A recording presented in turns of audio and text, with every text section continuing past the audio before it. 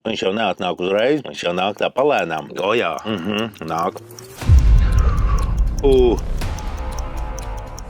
Esiet sveicināti, mani sauc Raimonds Dunki, un šie ir Domā līdzi karstie jautājumi. 10 mērces, 10 jautājumi, un pretī kāds sabiedrībā un Latvijā zināms cilvēks. Šoreiz aktieris, komiķis, komponists, parodiju meistars un cilvēks, kurš bērnībā klausījies Rudolfa Plēpja krāsainās pasakas un pats tās mēģinājis atkārtoti runāt un iemācīties no galvas. Mārtiņš Egliens. Sveiks, Mārtiņ. Sveiki. Prieks tevi redzēt. Prieks būt šeit, izaicinājums pieņemts. Tieši tāds pats jautājums, kā pilnīgi visiem citiem cilvēkiem, kas ir sēdušies tajā krēslā, kur šobrīd esi tu. Kādas ir tavas attiecības ar karstajiem ēdieniem un asumu? Es teikšu, ka jo gadi iet, jo viņas ir rezervētākas. Agrāk man vairāk patika, un tagad ar katru brīdi es jūtu, ka man tas tā baigi neaizrauj. Un kamēr tas asums ir kā garšviela, man tīri labi patīk, bet ir kaut kāds brīdis, kad tu saproti, ka tas jau kļūst par pamatēdienu. Tu nemaz nejūti, kā garšo tas, uz kā tā mērce, teiksim, ir virsū. Ja? Un tas asums kā pamatēdiens man kaut kā baigi neaizrauj. 26. gadā, kas ir tas, kas šobrīd aizrauj, nodarbina Mārtiņu Eglienu? Ja tā filozofiski man nodarbina kaut kas jauns. Man interesē kaut kas jauns, kaut kas tāds, ko es neesmu darījis, kaut kas tāds, ko es iespējams nemāku darīt.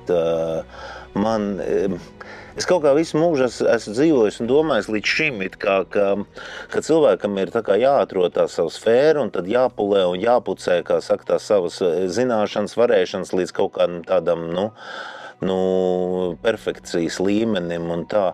Un beigās es kaut kādā brīdī sapratu, ka es palieku tam dzīvesveidam un vispār tai uztverēs bišķi palieku vergs.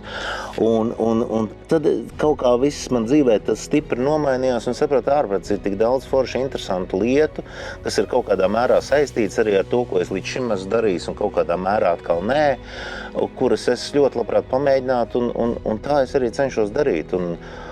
Un sapratu, jā, man ir ļoti svarīgi, lai man ir interesanti.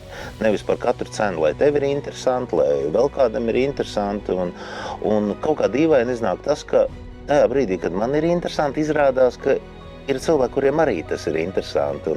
Un tas ir tāda kaut kāda tāda ķēdīte, kas veidojas. Un līdz to tas ir tāds mans šī brīža gājums, ka es tā ar ļoti lielu azartu vienmēr metos iekšā tajā, kas man ir nezināms.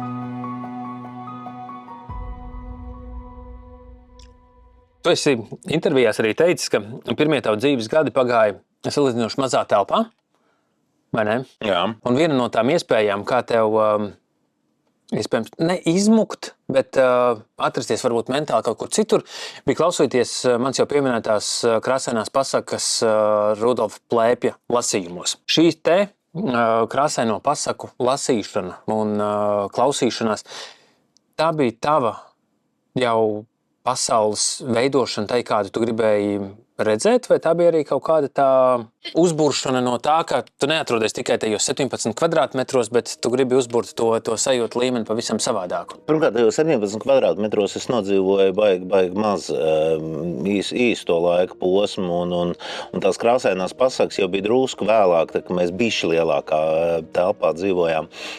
Bet zini kā, es pat neatceros tagad, vai tās krāsainās pasakas bija šitajā lentā vai platē. Bet cik jau tās lentas un plates bija, tās tad arī tika atskaņotas. Un es nedomāju, ka tā bija kaut kāda mana apzināta izvēle. Vienkārši tas tur mājās bija un tie vecāki. Un to arī man deva un tā, forši, ka kaut kas tāds bija. Bet es nedomāju, ka tur kaut kas apzināts ļoti. Tajā vecumā nē.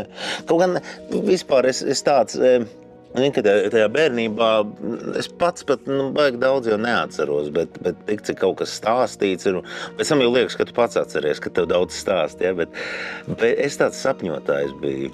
Es nezinu, vai tas man deva kaut kādu impulsu, bet es tik zinu, ka atceros, ka šodien, ka man ārkārtīgi patika laukos brīžam Bet pilnīgi tagad atceros tāds augusts kaut kāds, tu atgūlies pilnīgi viens pats un ir nenormāla laimes sajūta no tā, ka tu vari skatīties mākoņos. Un tad būs skaidrs, ka tev tās domas kaut kur aiziet, tad tu ieraugi visu kaut ko tajos mākoņos, un tad tu tur fantazē un kaut ko. Un tu esi viens pats, un tāpat laikā tu esi tik pilns un pašpietiekams tajā visā. Vai tam deva impulsu krāsainās pasakas, vai mamma un tētis, vai vienkārši Dievs kaut ko ir iedevis, kaut kā to pasaules uztveršanu, droši vien viss kopā.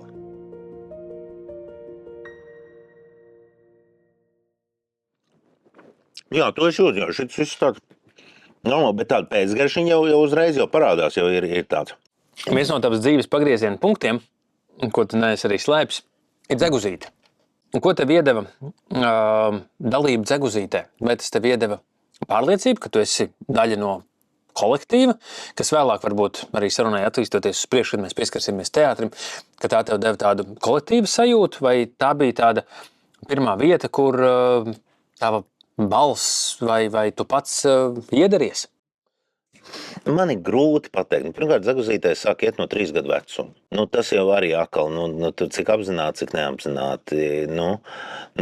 Bet tā kā es tur tik pieņemts, un toreiz jau tas jau bija Nē, tāpat kā šodien, tā dzeguzīte jau ir tāds augsts līmeņa kolektīvs, un tur jau bija baigais konkurss un viss, un tātad, tātad kaut kādas tās dotības un kaut kas jau tur bija, un to jau redzēju. Bet redzi, man grūti pateikt. Es dzeguzītē, es biju tāds lācīts, vienmēr tur tāds. Es nekad nebiju pirmā viola. Tur bija tie, tā kā mēs bišķi paaugām, tad bija tie mazie Gunārs un Gune, un mēs, kā saka, vairāk dziedājām, un viņi vairāk iztaisījās, un protams, ka tauta jau mīlēja vairāk viņus nekā mūsu. Kas ir normāli, kas ir absolūti, jo tagad es tikko biju dzeguzītē jubilejas, 55 gadu jubilejas koncerts, ko mēs ar manu sievu vadījām un arī palīdzējām tur veidot. Un tā. Protams, ka tad, kad tev viss tā kā rokās sadavušies tie 3 gadnieki, visi izčāpo ārā, tu saproti, tur tā kā akmenim ir jāraud. Tas ir tik skaisti, tik sirsnīgi, un cits tur brīnišķīgi dzied, un cits meklē atkal mammu zālē, un cits sāk raudāt, bet tas viss kopā ir vienkārši tik atbruņojoši un tā. Bet ko tā dzeguzīte deva, es domāju vairāk par to skatos. Tā disciplīna, protams, ka viņi tur bija, īpaši tajos braucienos, garajos, tālajos. Mums bija brīži, ka mēs tur Padomju Savienības ārēs pazudām uz kaut kādām 3 nedēļām. Un tur bija mazajam, kādam no mazajiem laikam bija mamma līdz, bet pārējiem bija ļoti patstāvīgiem jābūt. Un tā, bet es domāju, jā, tā skatuves sajūta, man liekas, tā laikam bija tā, kas ir, jo man kaut kad jau vidusskolas sākumā laikam bija tā kā priekš sevis diezgan skaidrs, ka es gribu ar skatuvi to dzīvi saistīt. Ja tu tagad atskaties uz pieminēto, piemēram, jubilejas koncertu, kuram tu tikko pieskāries, pamanīji varbūt, kā mazie bērni sakoncentrējas tam savam iznācienam. Varbūt tev arī ir saglabājies kaut kāds neapzināts klikšķis, ko tu varbūt izdari, pirms tu pats ej uz skatuves un uzstājies publikas priekšā. Zini, kā ir? Es nepamanīju, kā viņi tur sakoncentrējas. Pirmkārt, viņi bija visi pārguruši, jo visu dienu bija mēģinājums, un vakarā vēl tas koncerts. Un tas ir tā apbrīnojami, ko viņi spēja tie bērni. Bet par to koncentrēšanos es arī dzeguzītes laiku atceros. Man nebija jākoncentrējas, man nebija jānomierinās no kaut kāda. Tas viss nāk ar laiku, un jo tu paliec vecāks, jo vairāk tev ir uztraukums, jo lielāks uztraukums, jo lielāka atbildības sajūta, jo vairāk tev tas prasa koncentrēšanos, tāpēc, ka tu pats sevi apkrāmē un cilvēki tevi apkrāmē ar kaut kādām gaidām no tevis. Un kaut kādā brīdī tu tās gaidas, tu gribi attaisnot, un no tā parādās uztraukums, vai tu varēsi attaisnot tās gaidas.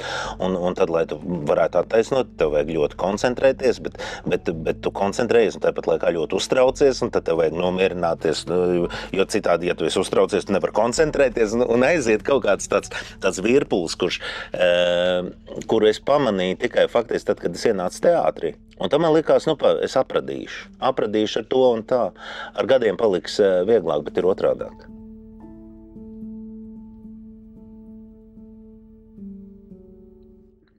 Nē, es teikšu, ka šajā savienojumā man vēl nekas nav beigas atraucis.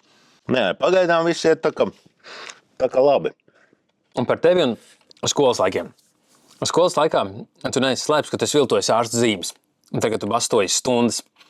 Kas bija tas viens no iemesliem?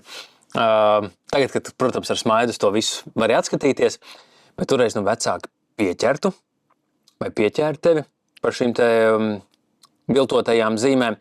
Bet ko tev deva pašam tas, ka tu sāki jau tajā vecumā izpausties tādā veidā? Jo, būsim godīgi, ka tie ir nosacīti viena no pirmajiem scenārijiem, kurus es dzīvē rakstījis.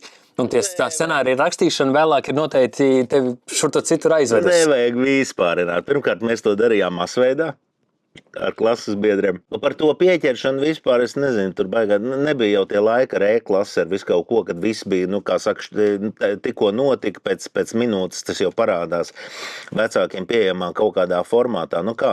Tu esi nobastojis kaut kādu stundu, tu atnes zīmi, mums īpaši bija jau atsevišķi tikai skolotāji. Principā es atceros vienu skolotāju, kurai mēs nesām tās zīmes, turklāt tās zīmes bija kādas, bija vienai meitenei, mamma bija daktere, un viņa nesa receptes, nevis kaut kādu tur to uz kā raksta tās zīmes.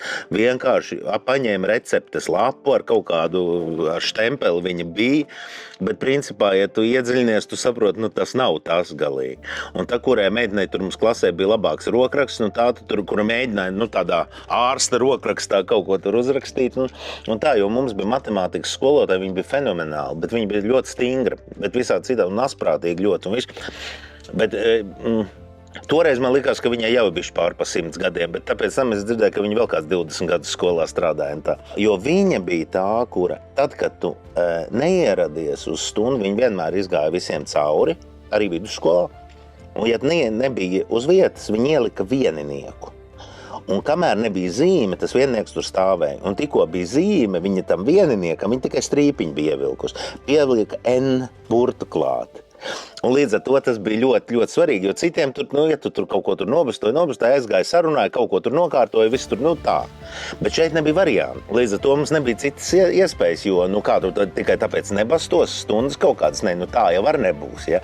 Bet, tāpēc nāca jau tās, kā saka, pusgadu beigas kaut kad, un tad vajadzēja kaut kā to risināt, jo mēs tur paskatījāmies par to žurnālu, sapratām, vidēja atzīme sekmīgi nekā nesanāk, ja tie viennieki visi skaitās.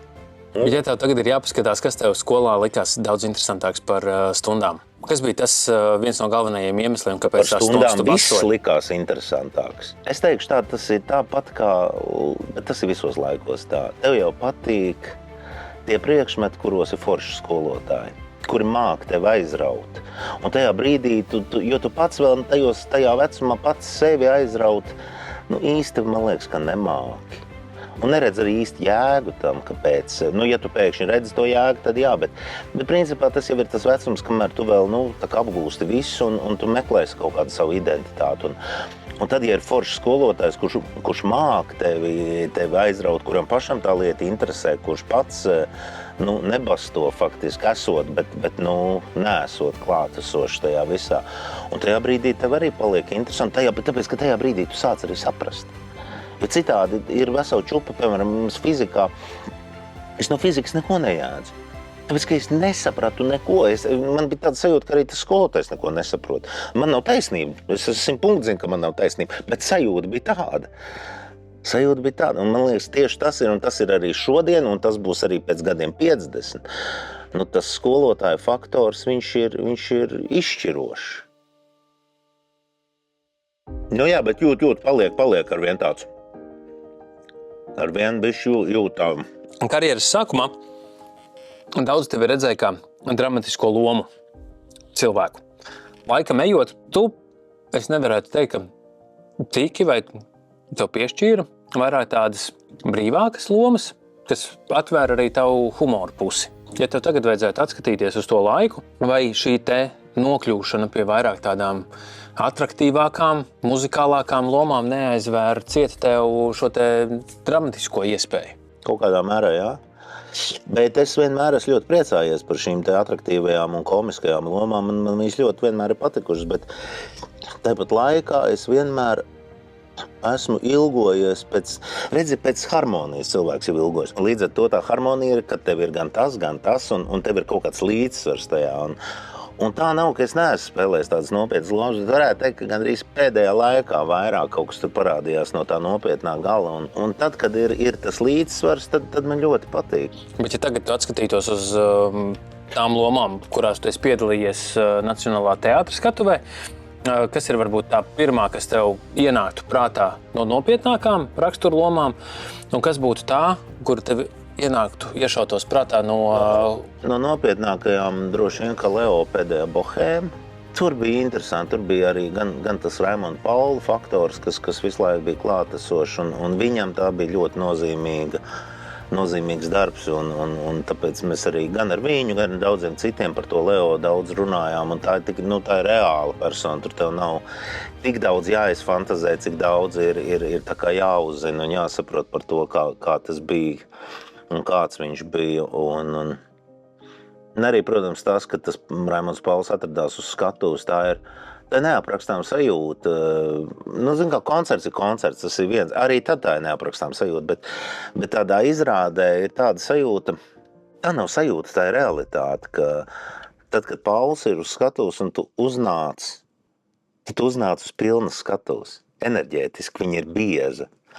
Un tas, kas nāk caur tiem maestro pirkstiem ārā, tur tas ir, tev ir tāds drošības spilvens, uz kur tu vari sēdēt un tad darīt jau savas lietas. Tev nav tur, kā saka, sarkaniem vaigiem un ar putām uz lūpām kaut kā jāpiepilda tā skatu, lai vispār varētu sākt. Nē, tu uzej un tu jūti, tur jau ir biezs tas gaiss, un tas Pauls uzsit tos dažus savus tos, un tu jūti, tas jau vibrē. Un tev tikai ir, kā saka, tev ir jāieiet tajā vibrācijā un jāpagarina tas vibrējiens vai, teiksim, kaut kā vēl jāpiedalās tajā visā, bet tev, tas vēzums nav tik smags. Jā, tas. Un no komiskajām, es domāju, tā arī bija vissarežģītākā un visgrūtākā un nopietnākā loma. Tur arī bija ko vilkt. Ir Divku un Kalps. Bet arī teātra dienu koncertos, kas man ir paticis, kā veidojot scenārijus, tu esi apspēlējis arī aktualitātes. Joprojām viens no maniem favorītiem ir bijis, ja nemaldos, vienā no korkara sezonām bija Žoržam Siksnam bija Tirkijas zilais koris, Atceros, jā. Kuru tu pārveidoji par Kirgīzu zilo kori vai zilo Kirgīzu kori. Tā kā cepums tev par šo vārdu spēli arī. Man liekas, ka šīm lietām, tiem scenārijiem, kurus tu esi veidojis, man liekas, arī tur cepurnost arī par vārdu spēlēm. Tā jau, saprotam, humoram jau ir tās vairākas sejas, viss jau no kurienes kur tu vari pagrābt, tur ir, vai tā ir vārdu spēle, vai tie ir kaut kādi paradoksi, ko tu ieraugi, vai kaut kāda situācija mūsu zemē, vai politikā, vai nepolitikā, un tā kā.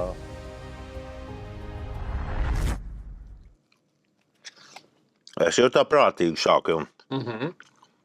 Es nejūtu tādu atšķirību, teiksim, garšās. Viņš vienkārši ir tāds tā kā, bišķi asāks paliek vai kā, bet viņas visas vienādas tikai liekas, paliek pa bišķim stiprāks, bet tāpēc garšas es tas nejūtīgs cilvēks. Par politiķu parodijām un bīstamajām pieredzēm, precizitātēm, ja mēs tā varētu teikt. Tad, kad tu esi ne tikai rakstījis materiālu, bet arī parodējis politiķus, nereizi vien, kas ir tā pirmā lieta, ko tu mēģini noķert politiķu atveidošanā? Vai tā ir viena lieta, ko tas pats politiķis nav varbūt pamanījis, ko mēs varam pagriezt savādāk, veidojot scenāriju, vai kā savādāk? Tad, kad, teiksim, tev pašam ir jāveido tā parodija, teiksim, man atslēgas lieta ir runas veids. Jāmēģina ir noķert maksimāli tuvu tieši tā runa. Un ja to noķer, tā jau ir liela uzvara. Un tad, ja tālāk tu vēl kaut kādu plastiku vēl sajūti, kaut kādas mīmikas tu sajūti, kā viņš, Bet tas runas veids ir tas, pēc kā mēs ļoti atpazīstam. Tu pat vari nebūt ļoti līdzīgs, bet ja tu pēkšņi sāc runāt tieši tādā veidā, tad cilvēki uzreiz pieņem, ka jā, es sapratu, par ko ir runa, es sapratu, kurš ir kurš. Man liekas, ka tas runas veids, bet tas ir ļoti grūti. Ļoti grūti noķert. Nu, tas ir tāds īpašs talants, kas man nav tas izteiktākais. Galīgi nē, ir cilvēki, kas daudz precīzāk un foršāk to dara. Un man tas arī prasa mežonīgi laika. Es atceros, ka man bija vienā tēdienas koncertā Dombrovskis, ja, mūsu tā laika premjerministrs, jāatveido. Man šķiet, kādas 3 nedēļas katru vakaru sēdēju internetā un klausījos un nevarēju. Un tikai burtiski pēc 3 nedēļām es tā kā noķēru to manieri, kādā veidā viņš runā un kā. Un tikko es noķēru un visi sāk to teātri lietot, uzreiz kolēģi, visi jā, tas ir tas un tā. Bet tas nav tā, ka tu vienkārši tā paklausies, uzreiz ir skaidrs. Tas ir tāds, manā gadījumā tas ir baigais darbs. Pie tā tikt. Nu, ir citi, kurus vieglāk, citi, kurus grūtāk, bet kopumā tas ir darbs. Daži ir tādi aktieri, ne tikai aktieri, kuri tā, un viņš skaidrs, un viņš noķer uzreiz, tā ātri. Bet tas arī ir tā, vienu tu noķer, ar citu tev ļoti grūti nākas. Nu. Man liekas, ļoti pamatīgu darbu ir padarījis Lauris Dzelzītis. Saistībā ar rīkojums numur 2. Es tikai fragmentus redzēju kaut kāds. Es redzēju pašu izrādi, un man liekas, tas, kā viņš atveido Aivaru Lembergu, ir kaut kas fantastisks. Viņš ir manā skatījumā uzlicis to latiņu, kādam turpmāk ir jābūt Lemberga atveidojumam tieši no runas stila veida. Jo tajā brīdī, tieši tā kā tu arī teici, tu pat vari dzirdēt tikai balsi, un tu pat nevarētu saprast, vai runā Lauris Dzelzītis, vai runā Aivars Lembergs. Bet tu uz pēdējo tēdienas koncertu nebija, ne? Es nebiju, diemžēl ne. Nu, tur ir atkal tas no mūsu puses. Es absolūti piekrītu. Tik, cik es no fragmentiem redzēju, Dzelzīti vienkārši izcili. Un tas no mūsu puses es varētu pielikt pretī. Mums Mārtiņš Brūvers ir vienkārši perfekts Alvis Hermanis. Nu, arī ir tā, ka pie tam mums ir, tur tajā izrādē ir, tur vēl filmē un pat tūplāns vēl, un ir cilvēki līdz pēdējiem brīdim, kur nesaprot, kā tas var būt, ka īsts Alvis Hermans ir. Jo Mārtiņš arī izskatās līdzīgi vēl, un tā balss un viss vienkārši, tas ir fenomenāli, ko viņš dara. Bet Brūvers ir viens no tiem arī, kuriem ir fantastisks tās parodēšanas spējas. Viņš kaut ko, es nezinu, ko viņš izdara, un katram viņš atrod kaut kādu to mazu niansu un visu, un es saprotu, jā, ka tas ir tas cilvēks. Pat ja it kā ir kaut kāda, nav tā līdzība tik liela, bet viņš atrod kā. Un tas ir īpašs talants.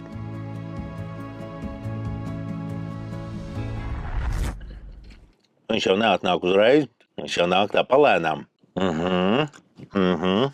Bet jāraud vēl nav. Bieži vien, un tu esi piesēdies arī pie klavierēm, pie tā minētā objekta, pie kura mēs esam pieraduši redzēt Raimondu Paulu. Kas ir tas brīdis, kad tu esi piesēdies, kad pie tevis atnāk mūzika, ko tu pats esi arī sācis sakomponēt? Zini kā, es teiktu, es iedalītu to savu posmu divās daļās. Tas viens posms, kamēr es intensīvi biju aktieris, un man pie tām klavierēm patika piesaisties ik pa brīdim, un dažreiz arī mājās. Es tāpat vien piesēdos, un tad es kaut ko tāpat vien sakomponēju, bet es sakomponēju tāpat vien sev. Varbūt sievai parādīja kaut ko, bet katrā ziņā es to nebiju domājis, un es vēl joprojām gandrīz neko no tā visa arī neesmu nevienam ļoti rādījis. Es pats tur tos tekstus pats taisīju, un kaut ko tu tur uzkomponē, un kaut ko ierakst telefonā, iemet datorā, un tur viņš stāv, tas viss. Tad, kad man te viss dzīvē sagriezās, samainījās, un es sapratu, ka es gribu pamēģināt to darīt arī ne tikai sev, bet arī citiem, es sapratu, ka tas ir mazliet savādāk. Tas ir drusku savādāk ir pret to jāattiec. Pirmkārt pret tekstu. Es sāku tā ļoti nopietni izvērtēt, vai tiešām mans teksts būs tas labākais, kas šai dziesmai būtu, un es sapratu, ir tik daudz brīnišķīgi, fantastiski dzejnieku mums latviešiem, kur tu lasi un saproti, tā es nevarētu. Tad es sapratu, kāpēc man pašam, ja tas jau ir un tā. Un, protams, ka tev arī ir nu, tā kā jāpiestrādā. Viena lieta ir, ka tev atnāk kaut kas tāds, tā saprot, tu tā uzmet. Un tad tas man bija jānodarbojas ar to, ko es nekad nebiju darījis līdz tam. Nu, zin kā, kaut ko tur izdomā, ieraksti, labi ir. Bet tagad, nu, kad tomēr tā ir kaut kāda ideja atnāk, tad tu pēc dienas, pēc 2 paklausies, tad nē, šitā vieta.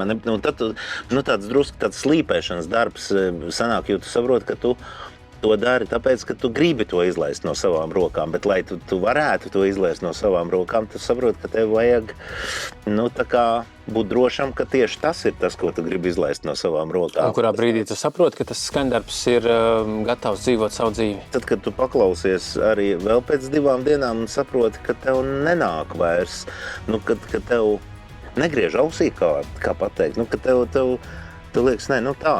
Jo kaut ko slīpēt, bet tas arī jebkura lieta var jau mūžīgi.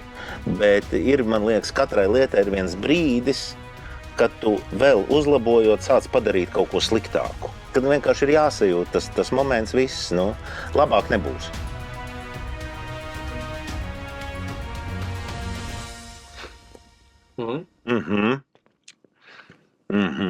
Sāk palikt silti. Jā. Lūpas sāk degt. Aha. Tēt ne tikai. Aha. Jā. Pieskaroties tai lietai, ka bieži vien tu esi kā cilvēks, kam joks ienāk prātā, un viņi grib pateikt, un tad mēs nonākam pie tās situācijas, par kur mēs visi lasījām, ka tu nevarēji pateikt, ka iestājās šīs te balss problēmas. Kā tev šajā laikā ir saprast, ka tas darba instruments, ar kuru tu esi strādājis visu dzīvi, ka vienkārši gandrīz uz knipi sasišana, tev viņš pazūda. Jo balss ir tas, kas bija tavs vadošais instruments, būsim godīgi, aktieru profesija arī. Protams, ka jā. Un skaidrs, ka tas ir šausmīgi traki, tāpēc, ka tev jau ir atņemts tā kā viss, ar ko tu esi nodarbojies, ne tikai teātris. Bet visi veidi kaut kādi koncerti, viss kaut kas, multfilmu ierunāšana, kas man ārkārtīgi patika un aizrāva. Tev tā kā principā nogriež tā kā pilnīgi visu, ko tu māki. Tu nevari darīt neko no tā, ko tu māki. Un tas ir tas, ar ko mēs sākām mazliet sākumā, ka man bija jāsāk meklēt veidi, laikam jāsāk darīt to, ko es nemāku. Un kaut kādā mērā tas pavēra kaut kādus ceļus, ka tu drīkst darīt to, ko tu nemāki, un tad, kad tu dari to, ko tu nemāki, tā kā ir 2 veidi, tu vari sākt darīt, un darot, mācīties. Un tā kā peldēt, ielikt ūdenī, nemāk peldēt, ielikt un peldot mācīties peldēt. Otra lieta, tu vari, protams, iet kaut kur 4 gadus mācīties kaut ko. Skaidrs, ka tu iemācīsies varbūt ka pat labāk. Bet tas tev prasīs 4 gadus un vēl tu, kā likums parasti, kaut ko mācoties, tu iemācies arī daudz ko lieku, to, ko tev vismaz šobrīd noteikti nevajag. Tad, kad tu vienkārši sāc darīt kaut ko, tu iemācīsies tikai to, ko tev vajag. Tev nav laika tam pārējiem. Un tu vienkārši, un tā intensitāte un ātrums tam visam ir nesalīdzinām lielāks. Un tas bija kaut kāds tāds atklājums priekš manis paša. Un tas bija arī, es domāju, kaut kāds mesiķis un kaut kāds mērķis, kāpēc tas ar mani tā notika. Lai es kaut kā aizietu kaut kādā citā ceļā un mēģinātu ieraudzīt un saprast, ka tie ceļi ir patiesībā ļoti daudz, ļoti interesanti, forši, un viņi arī ir domāti man. Bet tad, kad tas notika pašā sākumā, tas klusums iemācīja tev vairāk ieklausīties citos vai vairāk iedeva to dusmu sajūtu? Protams, ka dusmu sajūtu. Protams, ka es ļoti ilgi vispār to nespēju pieņemt. Jo, zin kā, tas ir...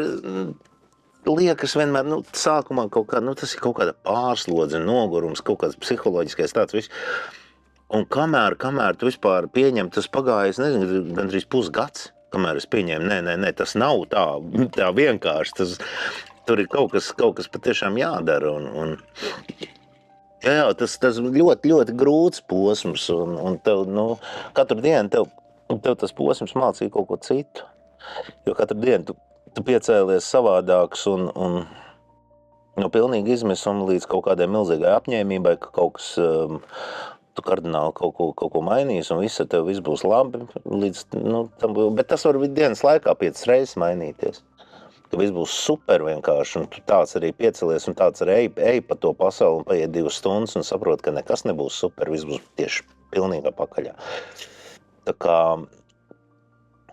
jā, bet tas mācīja kaut kādā veidā klausīties sevī, mēģināt saprast, kas ar tevi notiek, kas ar tevi ir, un es jau esmu daudz, kur stāstījis par to, bet tas īsais stāsts ir par to, ka es jau kādus gadus 5 jūtu, ka man nepatīk tas, ar ko es nodarbojos, un teātrī un visu, un es nesaprotu un neredzu jēgu, un kaut kā vispār, kur es eju tajā visā, kur teātris kā tāds iet, un es visu laiku, bet es izlikos, ka es to nezinu.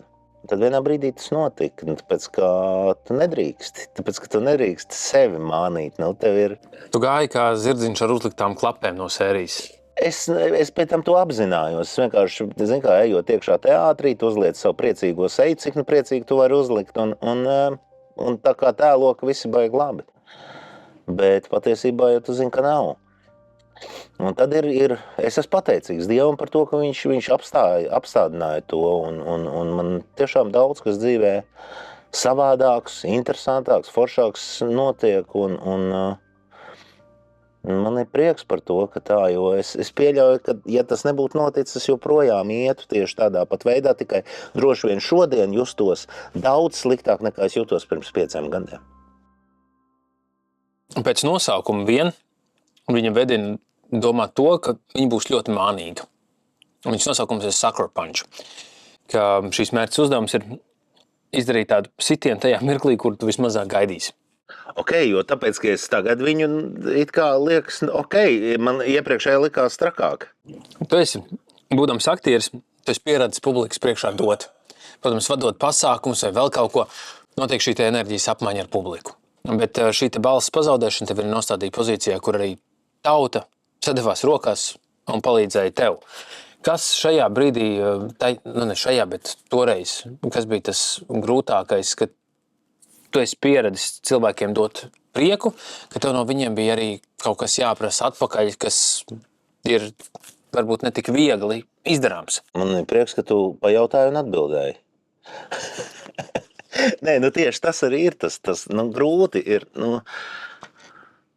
Ļoti grūti ir lūgt palīdzību.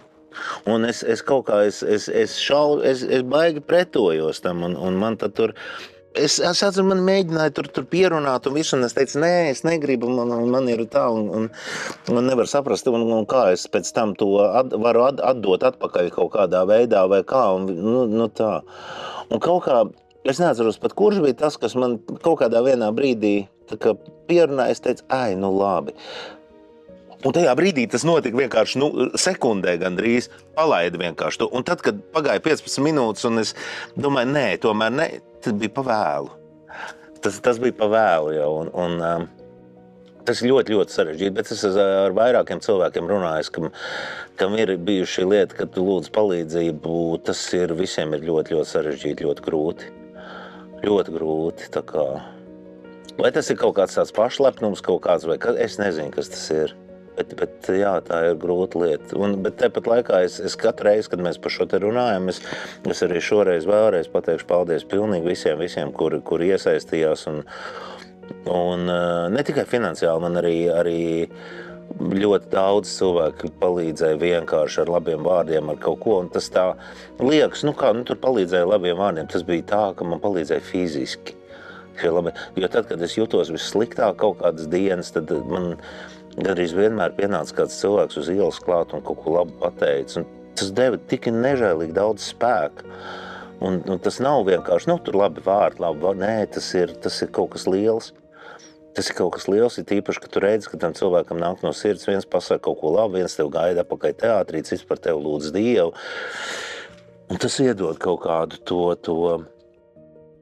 ticību un arī apliecinājumu tam, ka ja tomēr to cilvēku ir tik daudz, Tas nozīmē, ka tu kaut ko laikam tā dzīvē esi izdarījis, kaut bišķiņu. Un tas dod spēku, tas dod, ka tas nav tāds kaut kāds bijis bezjēdzīgi. Un ja tu zini, ka tur iepriekš, tā sajūta, ka iepriekš nav bezjēdzīgi, tajā brīdī rodas ticība varbūt arī, tā kā uz priekšu, varbūt arī kaut kas nebezjēdzīgi. Viņš tāda mistika ar tevi sāk notikt kaut kāda, un tas ir labs vārds. It kā, tas nekas, bet tas ir tik daudz. Jā. Bet te jau ar degunu jūt, ka te jau ir jau... Ka tur nebūs labi, vai ne? Tur nav labi. Var apskatīties, kas tev tur sagaida. Sicīliešu skorpions. Kas ar savu astīti mums pa lūpām saknābā. Es tagad bišķi iemācījos bez tām lūpām. Un tad ir labāk. Tad ir labāk, ka tās lūpas nedeg tik ļoti. Nē, jūt, asas ir, bet es biju domājis, ka es uz šito brīdi jau būšu paģības, bet nekāda vaina. Ar ko tev dzīvē bijis nozīmīgs skaitlis 23? Tāpēc, ka, ja skaitļi nemelo, tad 23 gadi bija tas gadu skaits, ko tu pavadīji teātrī. Es nezinu, kā to skaita, jo tur bija kaut kāds brīdis, 20, man liekas, ka bišķi mazāk vispār oficiāli, Bet tevi šie te... Bet tas nav tik svarīgi. Tas nav tik svarīgi, bet šie 23 gadi un šīs te balss problēmas lika tev pārskatīt varēšanu, šo te karjeru, kas pielika savā veidā punktu. Mēs būtu gribējuši, lai tas ir komats, bet kas zina. Bet šī te piespiedu maiņa no teātra, tas, ka tu aizgāji no teātra projām, ko tev šī lieta iedeva, kā tu vispār pārkāp šim te lietām? Šim pieredam, jo 23 gadi ir tomēr 23 gadi. Tas nav tā, ka mēs pastrādājam 3 mēnešus pārbaudas laikā un aizējām prom. Vai 22 gadi un 300 dienas, jā. Nē. Mēs pa lielam kaut ko jau pieskārāmies visam šīm. Par to, ka tas iedeva to jaunu kaut kādu jaunus ceļus, pat nevis vēlmi, vienkārši piespieda kaut kādā veidā. Bet tāpat laikā, redzi, kā mēs uz tām lietām skatāmies. Es aizgāju no teātra, un tādā ziņā es pārtraucu kaut kādas savas tādas štata aktieru attiecības ar teātri. Bet nekur tālu jau es neesmu. Es 2 teātra dienu koncertus uztaisīju, vienam vēl ar Timrotu kopā. Tu varētu teikt, ka mēs jau 3 jau ir teātdienas koncerti ir uztaisīti Silmičos, es līdz pēdējiem Silmičiem, tad tagad biju...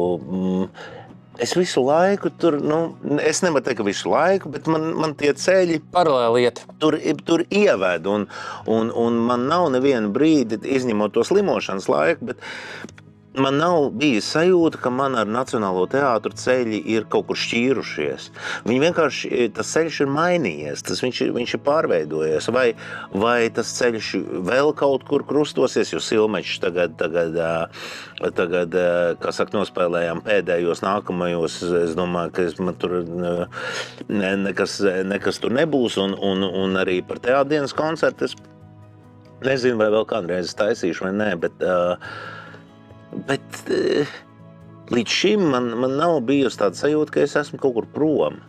Es esmu tāpatām ļoti klātesoši, un tāpat man ir tur ļoti, ļoti daudz draugi un kolēģi.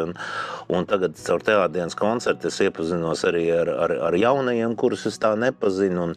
Un tie arī ir fantastiski un brīnišķīgi. Un kā saka, tāda ritīgi nacionālā teātra aktieri, jo aktieri atšķirās, ļoti atšķirās. Katrā teātrī ir kaut kāda sava atmosfēra, sava aura, un līdz to arī cilvēki kaut kā un attiecības savādākas. Un te es iepazinos ar šiem un sapratu, viņiem ritīgi forši, viņi ir tādā, nacionālā teātra mūdā ritīgi iekšā. Un tas ir brīnišķīgi un forši.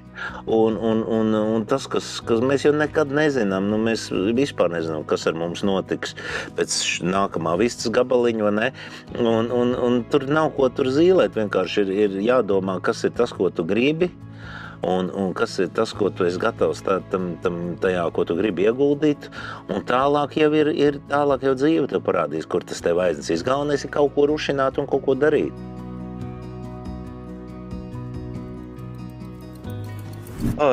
Nu, pēdējais tas ir, protams, pozitīvi. Jā. Man liekas, ka tur ir kaut kāds pārsteigums, tāds īpašāks varētu būt iekšā, bet nu labi.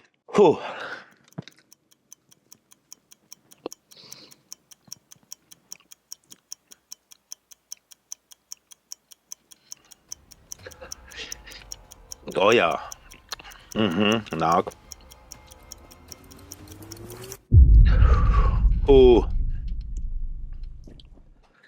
Bet, nu, nav arī tik traki. Jā. Kā saka, nē. Tā kā ir pēdējais, kā saka, pagājušās var teikt, ka tā, par ko es esmu pārsteigts, bet izskatās, ka dzīvotājs būšu. Viens no, protams, pasaules kalniem, nereiz vien pieminētais arī šajā raidījumā Rushmore kalns Amerikā. Šīm 4 slavenajām sejām. Ja tev būtu tagad jāatskatās uz pilnīgi visām savām lomām, teātris, seriāli, kino, ierunātās lomas multiplikācijas filmās, kuras tu arī pieminēji, kas varbūt būtu tās 4 lomas, kuras tu labprāt ieliktu savā Mārtiņa Egliena Rushmore kalnā? Tas jau, ko es pieminēju noteikti. Gan Leo, gan Divkunga kalps. Es nezinu, vai tādā veidā, vai to vajadzētu kalnā cirst, bet es atceros, kā mēs ņēmāmies, mocījāmies. Bija tāda multfilma Megaminds. Ak, Dievs, kas tur bija? Nu, tur bija galvenā loma, tur bija viscaur, tur bija šausmīgi daudz tā materiāla. Ar ķerkšanām, bļaušanām, spiekšanām, falsetiem, kaut kur jāiedziedās, kaut kur, nu, es atceru, mēs tur svīzdam, bet baigā kaifā, bet, nu, saprotu, ka tāds, nu, nežēlīgs tas darbiņš. Tā, kad tas bija beidzies, tā bija tā, wow, šitais. Un pēc tam, kad es klausījos, man likās, tīri labi, man tur viss ir beigās sanācis, jā, bet nu, es nedomāju, ka tas ir tāds kaut kas, kas tur ir, kā saka, jākaļ kalnos iekšā. Tad man no lomām, es domāju, pirmie silmeči, kuras dabūju nospēlēt gan Kārlēnu, gan Rūdi. Tas tāds īpaši ļoti priekš manis. Kaut kādiem seriāliem, nezinu, Saplēstā krūze man ļoti patika, ļoti forši tur bija filmēti. Bija tā loma, par ko man sieva teica, nodot tev visus komplimentus, ka tā ir viena no viņas mīļākajām lomām, ko tu esi atveidojis. To, bet man pašam patika ļoti. Vēl joprojām ir, kur tie gadi atpakaļ, kad mēs filmējām ēnu spēles. Ir īpaši pirmās ēnu spēles, nu kā jau parasti ar tiem ir tas 2. un 3. kaut kā tie. Bet tas visur pasaulē tā ir, ka pēc tam bišķi tā kā. Bet, nu, tas jau bija, es neatceros, cik gadus atpakaļ. Un man pēkšņi pavisam nesen veikalā, es tā kā izmainījies un viss, un man liekas, ka tas viss sen ir jau aizmirsts un tā. Un veikalā es neatceru, kaut ko pirku un tā pārvies, ka Rūķītis!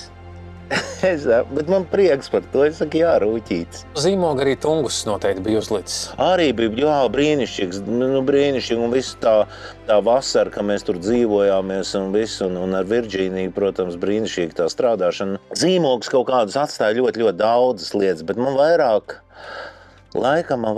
ir, un tas ar gadiem es sapratu, vairāk ir nozīmīgs ne tik daudz tas rezultāts, cik daudz tas process.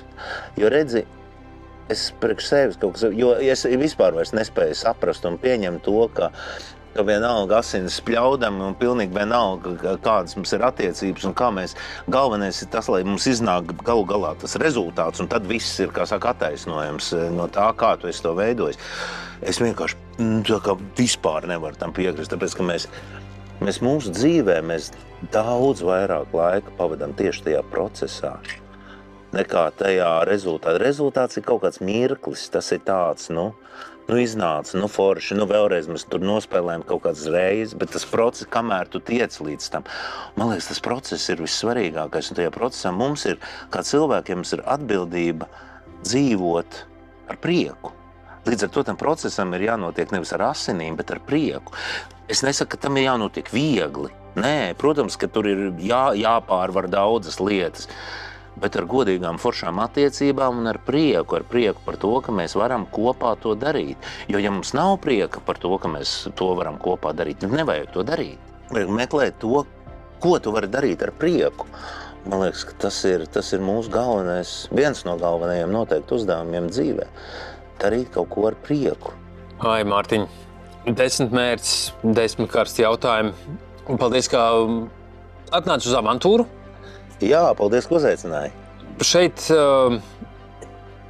ārsta zīme vai vecāku zīme par bastošanu nerakstītu, vai ne šādam pasākumam? Vai šis būtu pasākums, kur dēļ būtu vērts bastot skolu? Es domāju, ka noteikti, jā, tāpēc, ka šis ir atkal piedzīvojums. Un tas ir tas, par ko mēs te arī daudz kur pieskārāmies, par to, ka ir forši dzīvot ar un mesties nezināmajā, nevis tikai zināmajā. Un šis bija kaut kāds izaicinājums, un tas ir forši. Un tagad es sev varu, es visas, pa bišķītim, bet visas esmu noprovējis, un patiesībā nav nemaz tik traki, tā kā es ar pārējiem te, kurus tu vēl aicinās noteikti, atnāciet, nenobaidieties no tā, tas nav, jāmirst nav. Jāmirst nav. Paldies tev! Paldies tev!